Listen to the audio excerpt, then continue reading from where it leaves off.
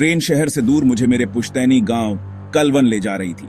Station पर मेरी दादी ने मेरा हाथ कसकर पकड़ा। उनकी आवाज कांप रही थी। मुझसे वादा करो अनुज, कभी पीछे मुड़कर मत देखना, चाहे कुछ भी हो जाए। मैंने उनकी बातों को अंधविश्वास मानकर टाल दिया, पुरानी बातों का डर समझकर।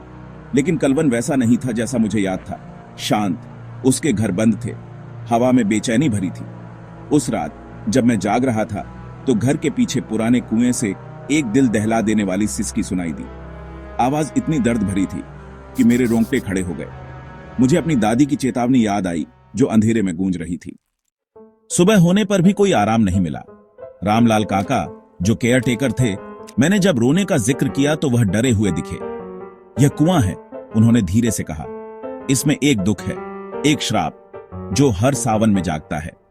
गांव वाले सूरज ढलने के बाद घरों में छिप जाते थे, डर से लकवाग्रस्त होकर। मैंने इसे तर्क संगत बनाने की कोशिश की, हवा, जानवर, कुछ भी, लेकिन भूत प्रेत नहीं। लेकिन वह ऑप्रेसिव शांति, बंद दरवाजे और देखे जाने का एहसास, यह सब कुछ डीपर बात की ओर इशारा कर रहा था। उस रात सिसकियां तेज हो गईं, मुझे अपनी ओर खींच रही थीं। जवाबों की तलाश में मैंने अपनी दादी के कमरे की तलाशी ली और एक लाल रंग की डायरी मिली। उसके पन्नों में कलवन के टेरर का राज छिपा था। डायरी में एक महिला की कहानी थी जिसे धोखा दिया गया था और उसने कुएं में डूबकर आत्महत्या कर ली थी। उसकी आत्मा वेंजफुल और दुख भरी हर सावन में लौटती थी, एक नया चेहरा पहनने के लिए। वह तुम्हें लुभाने के लिए रोती है, मेरी दादी ने लिखा था। अगर तुम मुड़ते हो तो वह तुम्हारा चेहरा ले लेती है। कहानी साफ थी, कभी पीछे मुड़कर मत देखना, वरना उसका अगला मास्क बन जाओगे।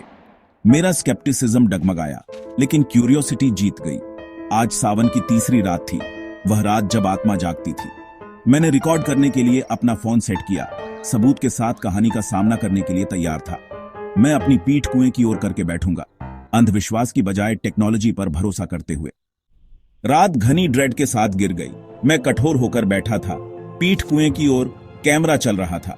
घंटे बीत गए, फिर झींगुर शांत हो गए। एक महिला के रोने की आवाज कुएं से उठने लगी, तेज होती हुई, करीब आती हुई। मैंने उसकी मौजूदगी अपने पीछे महसूस की। एक ठंडा वजन, फुसफुसाहट मेरे कान पर।